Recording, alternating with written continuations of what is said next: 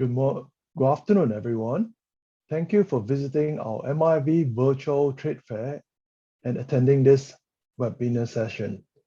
My name is Henry Tan from Malaysia International Food and Beverage Trade Fair 2021. Today, we are glad and honored to have Mr. Mahdi, the President of IRAN-ASEAN Business Council, to talk about the Iran agro-products and beverage market with us. Without any delay, let's welcome Mr. Mahdi and his presentation. Over to you, Mr. Mahdi. Good day, everyone. Thank you very much, Mr. Tan. Before I get into my presentation, I would like to give a very quick background about our organization, IRAN-ASEAN Business Council. IRAN-ASEAN Business Council founded on December 2015. And since then, we are one of the key organizations to boost and promote the bilateral trade between Iran and Malaysia and eventually other ASEAN countries. So since our establishment, we have organized dozens of major events with the MATRADE, MIDA, MITI, and other association and Chamber of Commerces like MICCI and FMM. Today, I'm going to give a very quick insight about the Iranian products and potential business opportunities between Iran and Malaysia food and beverages sector. So I'm going to share my PowerPoint for today. So from the long ago, the food was the tradition to bring the people together and strengthen the bilateral relation between two nations. So today I'm going to highlight some of the current export of the Iranian food and agro products to Malaysia. Before I start my presentation, I would like to share a video which give a quick insight about Iran business sectors and trade promotion organization.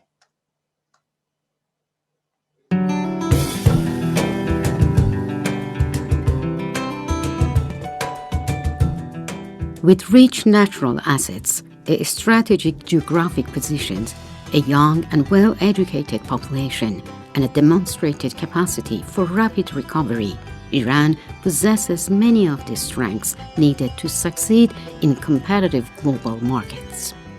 However, Iran's potential has been held back by serious external constraints to trade and international integration.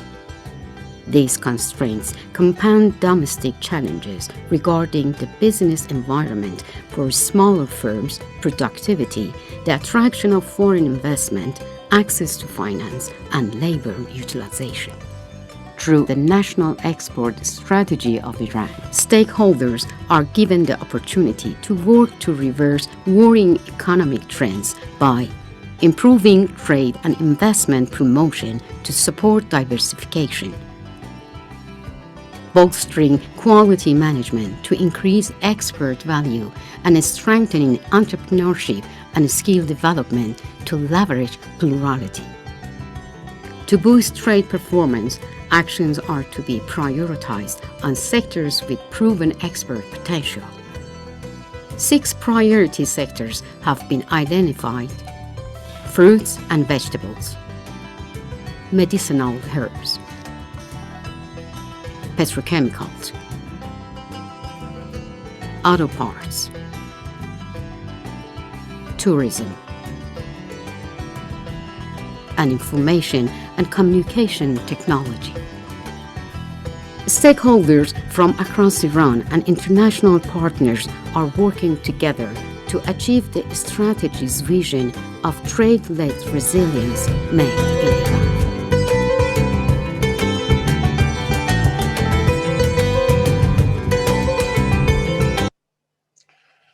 So first, let's get to the geopolitical situation of Iran and Malaysia. So as you can see in the map that's showing that Iran is located almost in the center of the three continents joining Asia, Europe, and Africa. So in the map, you can see the Central Asian Countries Union, Shanghai Cooperation, and ASEAN. So Iran currently have joined the ASEAN organization as an observant member. And here I'm going to highlight some of the countries that we have export. So the first country when it's come in terms of the bilateral trade is Thailand in the ASEAN region, which is accounting for 24% of its trade with ASEAN, worth $619 million US. And this figure, which is going back for 2020, shows the 53% of increase in the bilateral trade between Iran and Thailand in the previous fiscal years. The second partner of Iran in the region is Singapore.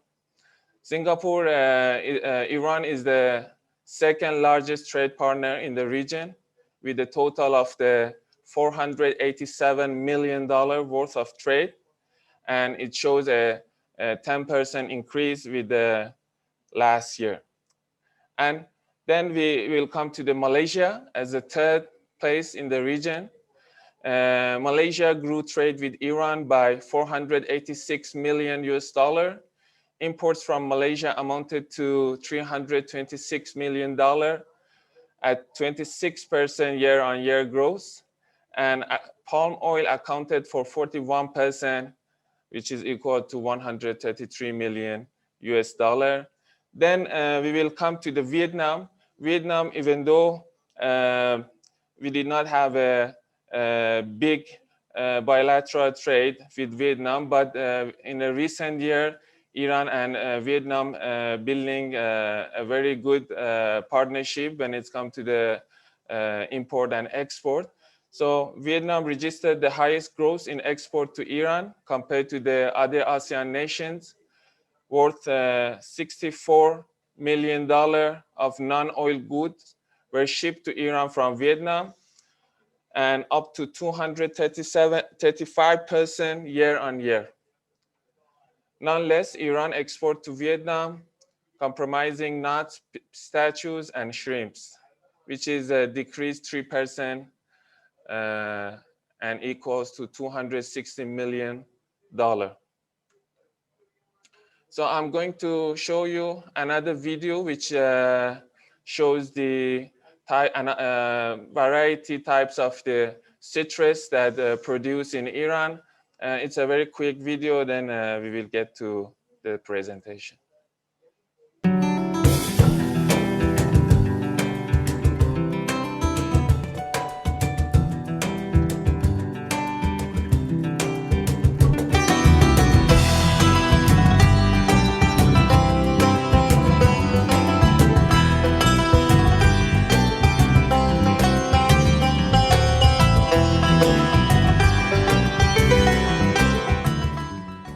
So much of variety, such a wonderful quality of different products which we saw, naturally comes to our mind why our customers in our countries don't get to see them in that quantity.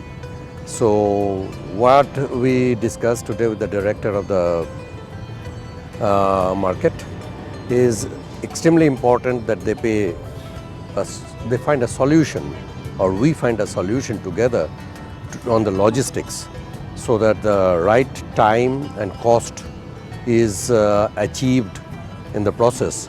Because when you are dealing in perishable products, there is a very simple rule: either you sell or it smells.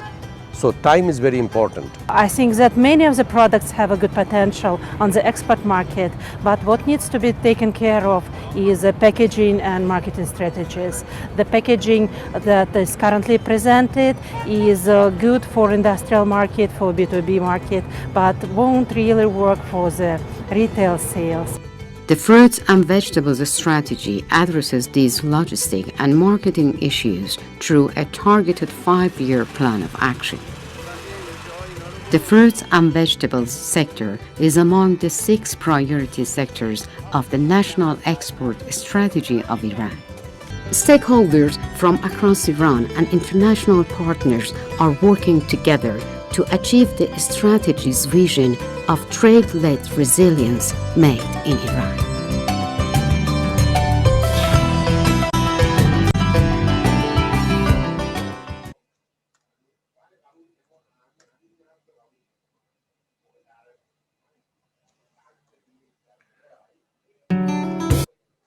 All right.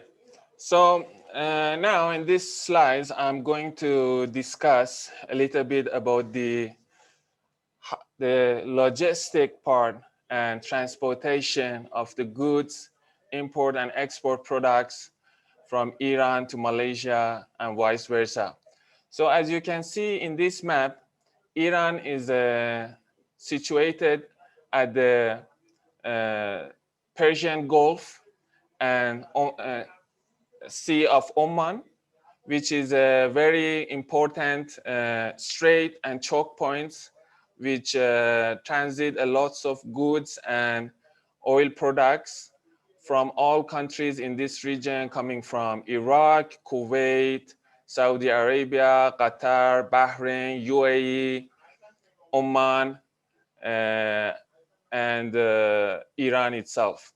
And in the other hand, also we have Malaysia, also located in one of the highest transit of shipments, which is the Strait of Malacca. And in the yellow route, which shows the sea routes for shipping line, you can see that most of the shipments from Iran go through the Strait of Malacca, then pass the Singapore and go to the China, Taiwan, Japan, and other Far East countries. So this geopolitical situation of Iran and Malaysia forced that there are plenty of the ship lines between two countries. Many of shipments from Iran come directly from Port Bandar Abbas to Port Klang, but there are plenty of companies who use the other lines from UAE and Oman, and sometimes also if the countries have restrictions to import the Iranian goods, they can change documents and change the certificate of origin from UAE or Oman. That's why you can see a lot of re-export product, Iranian-made products that export from the UAE and Oman. And in the other hand, also if Malaysia wants to export anything to the Central Asia, Iran is the shortest route, which they have to unload the containers on Port Bandar Abbas, then through Iran from south to north, it goes to other CIS and Central Asian countries like Azerbaijan, Uzbekistan, Turkmenistan, Kazakhstan. All these countries are landlocked countries and they don't have any access to the ocean. So today I'm going to start with the Iranian dried fruit, nuts, and as you can see, Iran export 1.1 billions of dried fruits and nuts every year, and we produce variety of dried fruits and nuts. I know that the dried fruits also Malaysia import from Thailand, but most of the dry fruits that are coming from Thailand are tropical fruits, and there are some other types of the dry fruits that cannot be grown and make in Thailand that you can import from Iran. Also nuts, compared to the other countries, Iran nuts are, they have a better quality and also very competitive price. So Iran exported 556,000 tons of dried fruits and nuts worth 1.1 billion in the last Iranian year. The volume of exports saw a 7% rise, but the value experienced a 31% decline compared to the year before. Actually, this is because Iran currency is value is dropping due to US sanction in the last year. So this made Iran export even more stronger by giving lower rates compared to the US dollars and make it more competitive in the other markets. So major dried fruit exports, namely pistachio, dates, and raisin, accounted for 469,000 tons of the total volume and 949 million of the aggregate value. So here in this video, I'm going to show some of the variety of the nuts and dry fruits that we can produce in Iran. Then I'm going to highlight a few of them for you. Nuts and dried fruit stores in Iran can carry up to 100 different kinds of produce. These stores offer their produce in the organic raw format along with salted, unsalted, spicy, and sweetened variety. Today we're visiting Zarbar, the largest nuts and dry fruits producer in Isfahan. Let's go over the best nuts to get. You can get almonds, walnuts, pistachios, cashews, hazelnuts, macadamia nuts, pecans, and peanuts. Believe it or not, Iran grows all these nuts domestically.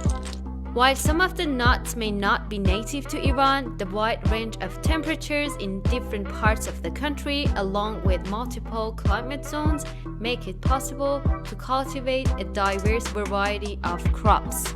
You can even find some legumes such as chickpeas. But above all, do not forget the dried fruits. The sweet, sour, and tangy treats will give you the sugar rush you need without the side effects of artificial sweeteners. Here are the best dried fruits to get. Raisins, black sour cherries, dates, plums, apples, figs, persimmons, peaches, apricots, quince, and prunes. And then of course there are the trail mixes. These are different combinations of nuts, dried fruits, and various small treats. Again, you can choose mixes that are raw and pure, or batches that have been salted, unsalted, spiced, or sweetened. Here are some of the most common types of mixes. You can get mixes that are mostly nuts, mostly fruits, or completely balanced. I cannot stress how delicious and amazing these tiny little treats are. Just to review, the 20 nuts and dry fruits you should get are almonds, walnuts, pistachios, cashews, hazelnuts, pecans, peanuts, raisins, black sour cherries, dates, plums, apples, figs, persimmons, peaches, apricots, quince, and prunes. Don't forget, you can just make your life easier and grab a trail mix that has all the treats you want already mixed in. Nuts and All right, so I'm going to start my the introduction of some of the highlights of the Iranian products. But before that, I know that many of our audiences don't have the very much information about the Iran export, and this is mostly because of the sanction that imposed on Iran in a past years, and many of traders that even they might have an interest in the Iran market, but they're really not familiar with how doing business with Iran, and that's mostly due to the problem of the transaction. So, there are plenty of the Iranian company who are based in the other countries like UAE, like Malaysia, like Turkey, even European countries, who they have a local establishment on their countries, and from there they have their own channels to import and distribute the products.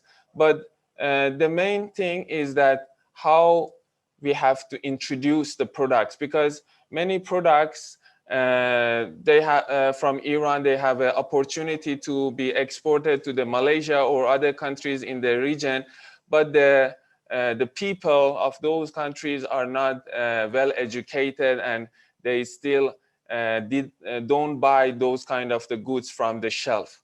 So without any further ado, I'm going to introduce some of the edible fruits and nuts of Iran, starting of course with the pistachio. Iran is the world's biggest pistachio exporter in the world. But in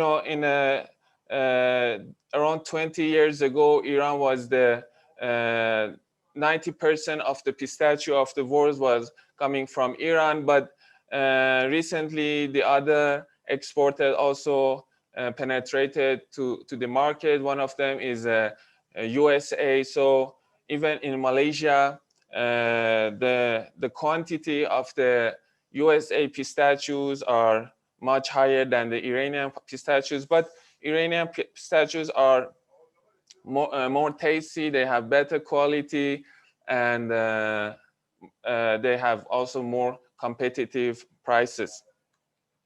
So actually there are 4 major commercial variety of the pistachio, but in Malaysia, mostly they don't know, the crowd, the people who consume the pistachio, they don't have much information about the types of the pistachios and the quality of them. In Malaysia, mostly they prefer the pistachio which has the white skin, green kernel, and it's crispy. So when you ask them which type of pistachios you need, they don't have any type. But today I'm going to introduce some of the varieties of the pistachio. The first one is a Fandori, which is most widely available variety and is still cultivated in the traditional producing regions of Iran. At present, it accounts for around 50% of Iranian production. However, due to its limited yield, new orchards are rarely planted with this variety. The next one is the Kalle Gucci. Is a commercially successful variety, but because its production is highly affected by water shortage, water salinity, and weather fluctuation, jumbo is no longer being budded, and current production comes from existing tree. And then we have Akbari. Acreage is expanding due to its higher yields and large nut size. Besides, this variety presents largest kernel to its shell weight ratio. So Akbari is one of the common type of the pistachio that you can find in Malaysia due to the similarity that I mentioned for the Malaysian preferences. And but the last one is, I think Iran has the highest export rate, which is Ahmad Aghai. Is an increasingly in demand commercial long variety, reassembling the Kerman variety from the US. Its production is growing as it's become very popular in export market like India to its exceptional taste and appearances. So usually when we want to identify the pistachio, first we have to know what type of pistachio it is, whether it's Fandoghi, Kalleguchi, Akbari, or Ahmad Aghai. Then you have to identify the ounces, because when the ounces get higher, ounces is usually the kernel of the pistachio. So when the ounces get higher, the pricing also gets higher. So usually the ounces either start from 18 or 20 and go up to 30 or 32 and 34 sometimes. But many of people actually in Malaysia, they buy pistachio by pricing, not the type. So pistachio actually can be made based on your budget. So when if you mention how much is your budget, usually the supplier can mix up some of the varieties together and try to minimize the pricing based on your budget. So you might see a very different range of the pricing in pistachio. These are the factors that you have to consider when you are buying pistachio. So this figure shows the Iranian pistachios in numbers. So the global average global annual shipment during the last 5-year period, you can see that Far East, China, especially China and Vietnam, bought the majority of the Iranian pistachios. It's not that much popular in Malaysia yet. Malaysian, they don't eat pistachios that much, but Singaporean, Vietnamese, even Thai people show more interest in Iranian pistachios. Then you can see also the other countries like UAE and Turkey also bought a lot of pistachio from Iran, and they re-exported to the other countries. So I know many of the pistachios that coming to Malaysia actually are coming from Dubai. Many of Iranian products re-export from Dubai to Malaysia. So then the next product is the almond. Almond is a kernel of the apricot. It's one of the most popular nuts. Almond is not only well known in the modern time, but through history. There are 3 forms of the almond plant, starting with the Mamara almond, which is a sweet almond. And then we have sweet kernel, which is a brown sweet, golden sweet, light brown sweet, almond slice, and whole blanched. And the last one is an in-shell, which is called Mamara and pepper skin. Also, in the market, there are market of Malaysia. I can see Iranian almonds and Iranian pistachio. And the pistachio that coming from to Malaysia from Iran is considered as a good quality pistachio. The next product is a walnut. I think most of the walnuts in the Malaysian market is import from US. But in Iran, walnuts, we have a very high production. Almost in every village and city of Iran, you can find a walnut tree. So it's the second most important nut crop grown in Iran. The number of walnut trees in that country is estimated to be more than 20 million, mostly seedling distributed on borders of farms and orchards or expanded in valleys. So we have 4 types of the walnuts based on the 4 different category of the trees, which are the most grown in Iran. The first one is the Persia, then we have Caspian, Chaldoran, and Alban, which all of them belong to the specific region of Iran, and also the harvest time is quite different from each other. Then we have chickpeas. Chickpeas also currently getting popular in Malaysia compared to the past few years. But most of the consumption of chickpeas is in Middle Eastern countries, especially Iran and other Arab countries in the region.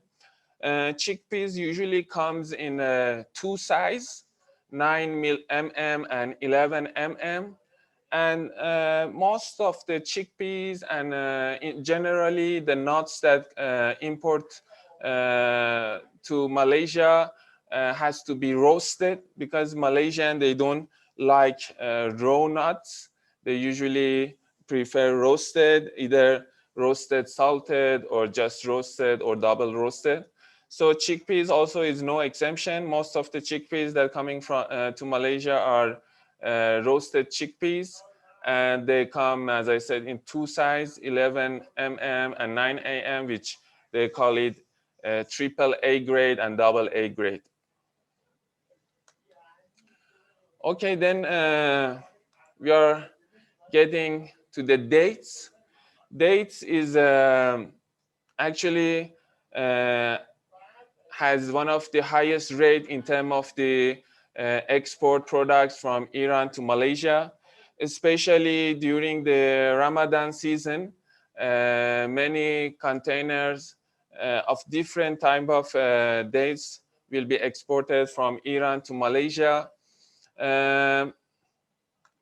One of the most popular types of the dates is Piarom dates, but in Malaysia mostly known as Mariami dates, and it's come into different grades starting from A, double A, triple A, and jumbo. And this date is considered as a dry date with only below 15% of moisture. And this give a very good durability to this date. And also, if you want to export or import this product in a dry container, it will cost you a cheaper price for logistic, and also you don't need to keep it in the cold storage, keeping it in a shop or just a cool area is enough for this type of dates. These dates also have a very exceptional sweet taste, and the best type of this Mariami dates produced in Hajiabad city of Hormozgan, which is located in the southern part of Iran.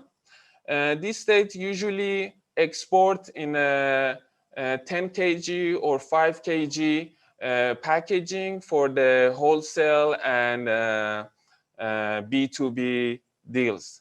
Then we have Mazafati dates, which is considered as a moisturous type of date with 20 to 25%. And this date also in Malaysia known as kurma madu because of the honey taste that this date have.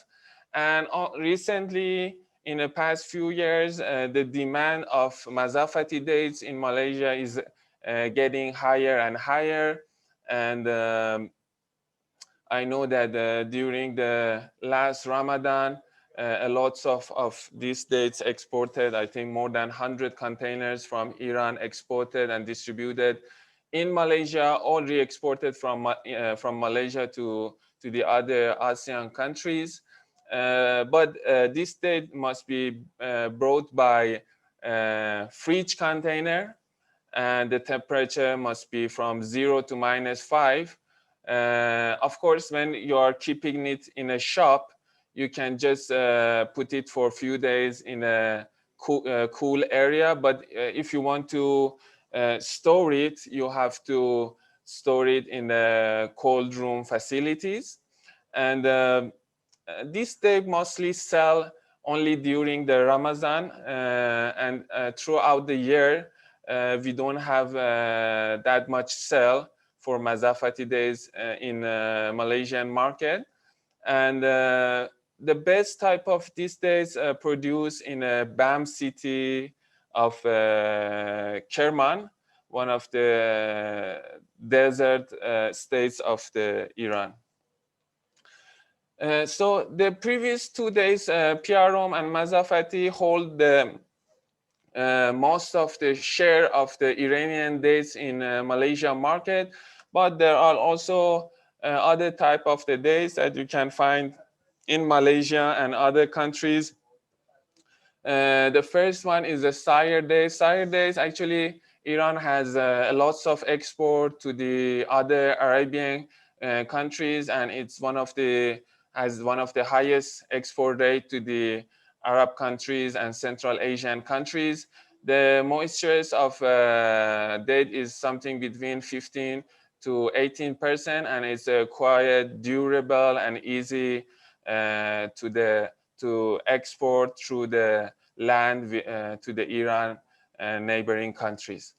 And the other one is Zahedi dates. You can also find Zahedi dates in Malaysia, but of course it's not that much popular. It's one of the most driest and durable type of the dates available in Iran, and mostly grow in cities of Hormozgan and Bushehr. All right, then we are going to discuss a little bit about raisin. Iran is the third biggest raisin producer in the world, and we produce a lots of types of raisin, and most of the raisins available in the Malaysian markets, I think coming from Iran. Some of the raisin which are available in Malaysian markets are from South Africa, USA, and other countries, which mostly are in a jumbo sizes. So now I'm going to introduce you some of the popular types of the raisin available in Malaysian market. So Iran is the third largest exporter of any kind of raisin in the world by exporting more than 150 million tons, which consists 27% of global consumption of raisin, worth around $250 million annually. So one of the most popular type of the raisin that export from Iran is a golden raisin. And as you can see in the photo on the left, it's due to its golden color. And the product in process is from seedless grapes of the Vitis vinifera variety. Golden raisin are grown in the sunny vineyards of Bonab. Bonab city is located in the northwest of Iran, very near to Tabriz city, and neighboring with the countries like Turkey, Armenia, Azerbaijan, and Georgia. The next one is the Sultana raisin. Sultana raisin is one of the most popular Iranian raisins in the Malaysia market. So Sultana raisin usually come in a two color, light brown and dark brown color.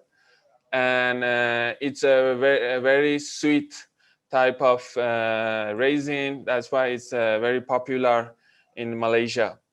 Then we have sun-dried. Sun-dried, as you can hear, as you can read,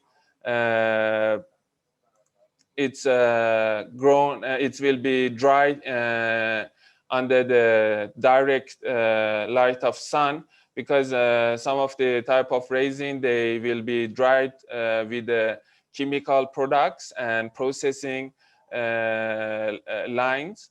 But sun-dried consider very natural and healthy type of raisin.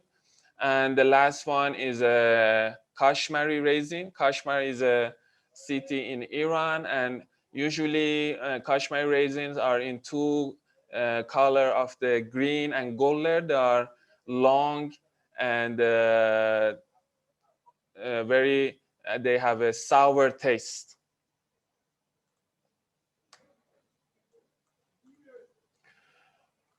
Okay, now we are getting to saffron, one of the most popular agro products of Iran, which goes on the category of the herbs and has the highest value of exports among other herbs in Iran. Before I get to the saffron, I have to tell you that in Iran, we have many types of herbs due to the four-season climate of Iran. We can grow almost every type of the herbs, but saffron, which also known as a golden flower, is the most popular type of herbs which export from Iran. Saffron mostly used as a unique spice for adding attractive flavor and aroma to various dishes. Of course, more and more people are showing interest in the medicinal properties of this spice due to the fact that natural treatments are becoming more popular. Saffron is often divided into two categories based on the country of origin. Currently, the main producer of saffron are Iran, Afghanistan, Spain, and Greece. So now we are going to witness a video about Iran saffron.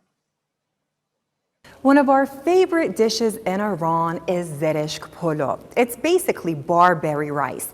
We have barberry rice with mutton, beef, or chicken, but the basic ingredients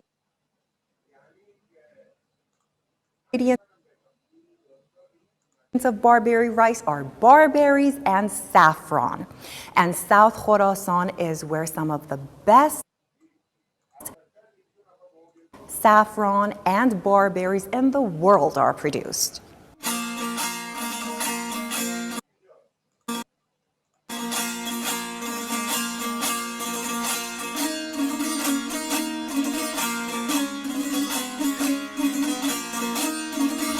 Saffron, commonly referred to as red gold. It's the most expensive and most sought-after spice in the world. Patches of purple fields scattered around every single village in Iran's South Khorasan province, a familiar scene in autumn in the undisputed capital for saffron production. This is where over 90% of the annual 250 tons of saffron produced worldwide is harvested, and also the best in terms of flavor and aroma thanks to the unique ecological conditions of this region, where cultivating the highly sought-after spice dates back more than 3,000 years. زعفران به عنوان یک محصول نیست، یک تاریخچه است، یک اصالت و جزوی از خانواده کشاورزان ما محسوب میشه و ما چیزی حدود 1350 هکتار زعفران زیر کشت داریم در این شهرستان که از این میزان کشت و سطح زیر کشت حدود 5 تن زعفران خشک ما برداشت میکنیم در سال. At $65 per gram for the highest quality crop on world markets, saffron can actually cost even more than gold. The reason for that is its labor-intensive harvesting methods. Each flower has only 3 stigmas, so around 400,000 delicate red strands need to be hand-picked from nearly 140,000 flowers for each kilo. In several large factories in South Khorasan province, in different stages, machines are making the process easier. But still, they can never replace the careful eyes and hands of the workers who, in order to produce the best saffron in the world, examine every strand carefully in order for you to have that special addition to your luxury dishes. Now, aside from saffron, Iran is also the largest producer of this one.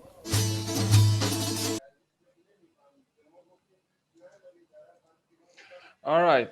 So since I have a very short time left to wrap up my presentation, I'm going to move forward a little bit faster. So Iran is the world's biggest saffron producers. So saffron usually come into the different grades.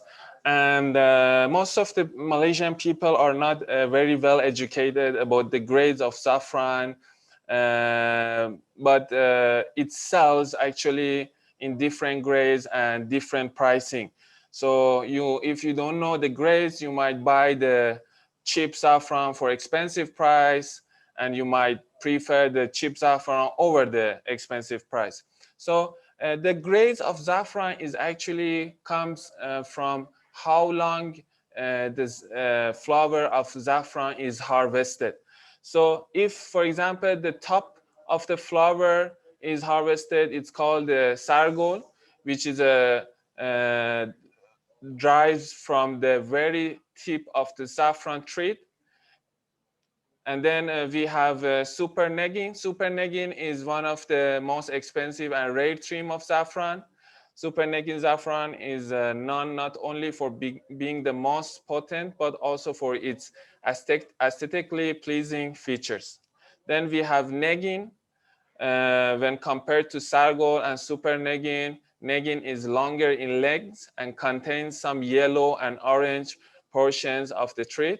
And then we have the cheapest type, which is a pushal, and most commonly sold in saffron trim in stores.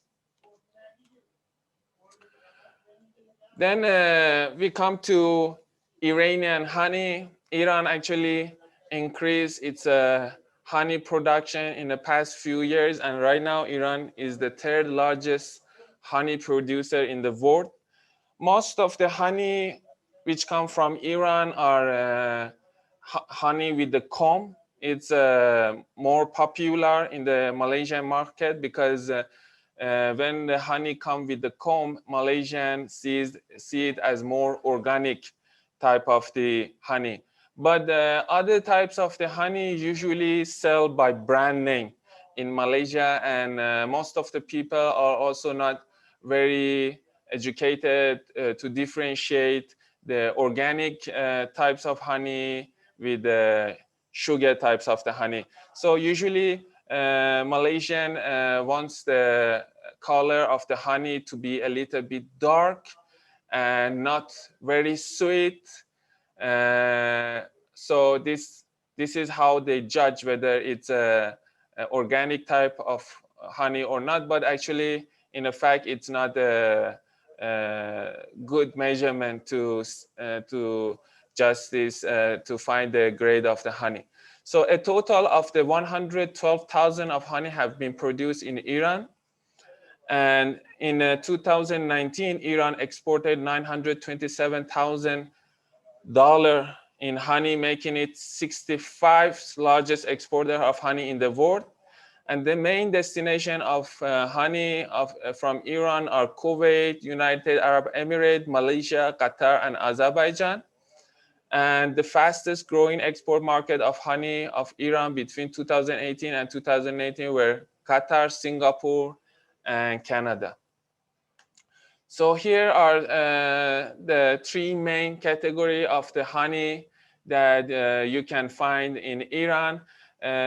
Usually they differentiate the types of category of honey based on resource of nectar and also the season, when it is a spring honey or summer honey. So the first type is a wild honey of the south, which produced in Qeshm Island in the Persian Gulf. This type of honey is harvested in the cold months of the year in Qeshm Island. The bees production this type of honey build their hives in Hara jungle of Qeshm. Then we have Burberry and jungle honey, mostly in south of Khorasan, eastern part of Iran. This type of honey is produced in South Khorasan and has a dark red and brownish color. They are produced at the beginning of spring and summer.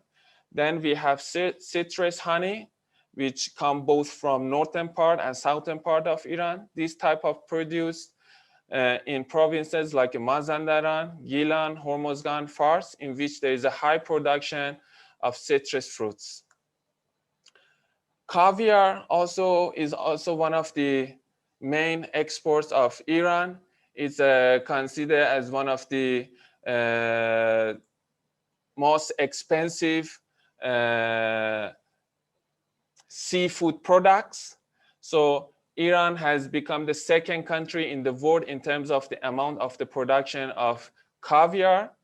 And there are 4 types of caviar in Iran. The first one is beluga, arguably the most desirable caviar type of the planet. The Caspian Sea is home to the massive yet elusive beluga, also known as a husu sturgeon. Then we have Osetra. It might be a slight step down from the legendary beluga, but Iranian Osetra caviar is still something to behold. Then we have Sevruga, coming from the Sevruga sturgeon. This luxurious caviar is considered on par with Ostrera in terms of flavor, but it isn't as costly to produce or obtain. The last one also is almas, is a subsection of beluga caviar. Almas is a golden caviar from the rare albino sturgeon, aged between 600 and 100 years old. So one of the most popular fruit of Iran, which highly export also to Malaysia in different type, either from fruit to the juice and the syrup, is a pomegranate.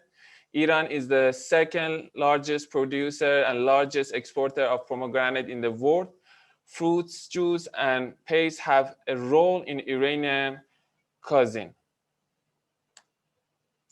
And the last product that I'm going to talk in this presentation, and then you will see the short video, and I will wrap up my presentation and will pass the mic to admin for the Q&A session, is rose water. Rose water, Iran is the top producer of rose water in the world and is ranked 4th in rose essence production globally. So rose water comes in different types, from rose water itself, rose essential oil, or dried rose flowers, and each of them has its own consumption and uses.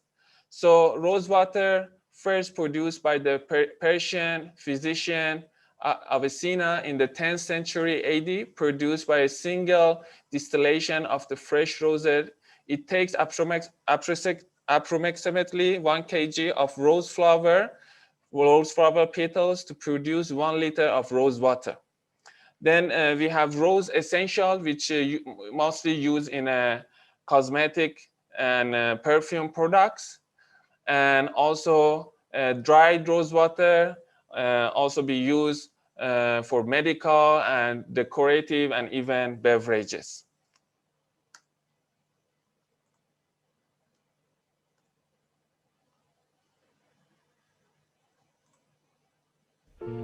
These days, rose water is something.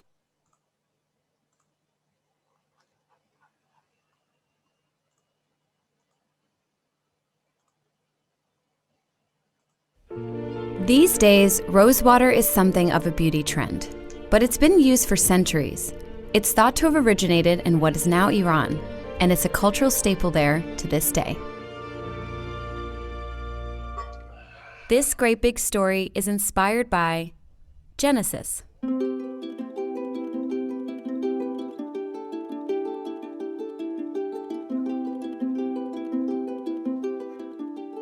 For the world's best rose water, you have to go to the Hemser district in Iran. There you will find Mohsin, who comes from a long line of rose water makers. من محسن غفاری مقدم موزه رو 10 سالی بیشتر نیست، چون ما یکی از گلابگرای معروف قمصر بودیم. حدود نیم قرن سابقه گلابگری خود من توی همین مکان هستش. And there's a reason Mohsin's family has been making rose water here for centuries. این نیست که زائیده تخیلات ذهنی ما باشه. ببینید قمصر یه شرایط خاصی رو داره که این شرایط باعث شده. Those special conditions like the soil, temperature, sea level, and gentle winds makes the Hemser district ideal for growing roses. A lot of roses. ببین اگر ما بخوایم برای تولید 1 لیتر گلابی که 1 کیلو گل درش به کار برده باشن، بین 600 تا 700 دونه گل باید چیده بشه.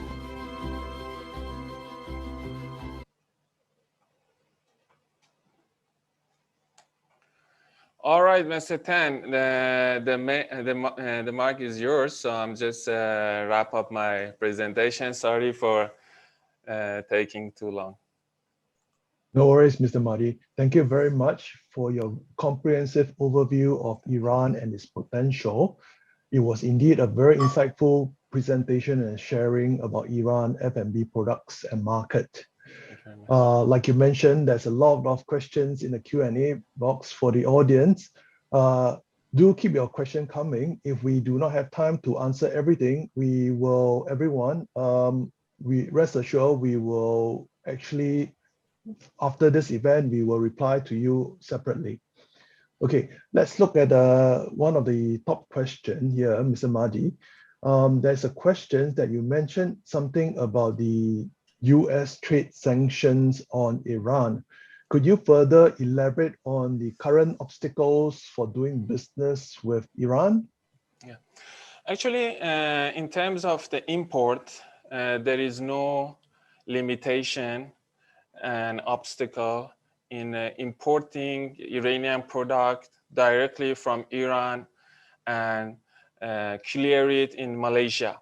But the main obstacles come when it's come to the payments. And it's because that Iran is somehow disconnected from the transaction with the other banks overseas.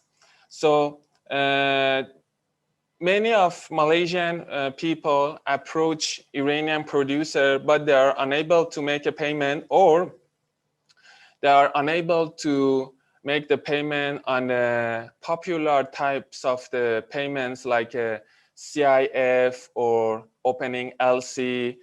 So usually when they have when they want to make a payment, they have to pay cash in advance. Then the exporter will export the container through the shipping line to Port Klang. And there are companies based in, Iranian companies based in Dubai, Malaysia, and Turkey who actually handle the transactions through these countries' bank and export the products from Iran origin. So this is the only way of doing business with Iran at the moment. I hope that answers the questions from our audience.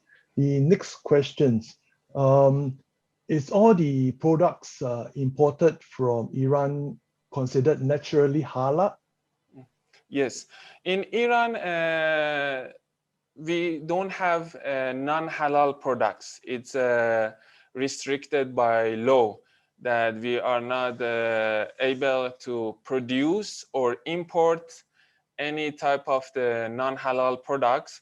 So most of the products that coming, I mean, all of the products that are coming from Iran are halal, and also the Malaysian entity of producing halal certification, which is JAKIM, has a contract with the Iran halal certificate. So in terms of the halal, there is no problem, and it's all halal, yeah. All right, thank you. Due to time constraint, we'll take one more question. Besides the dates during the festive season in Malaysia, what is the top seller, top import products from Iran into Malaysia? I can say after the days, raisin has the highest rates of import to Malaysia from Iran. And as I said, there are different types of raisins. The most popular in Malaysia are golden raisin, sultana raisin, and also sun-dried raisin, which is very available in almost all shops of Malaysia. All right. Thank you once again, Mr. Mahdi, and all the audience who have attended this sessions. I hope this is fruitful and for all of us. For those who just joined us and missed the earlier presentation, rest assured that this video will be placed on the video on demand on our website, and you could always watch it at a later date if you have missed it. Thank you once again for joining us with this session. Till we meet again, stay safe. Thank you. Good day.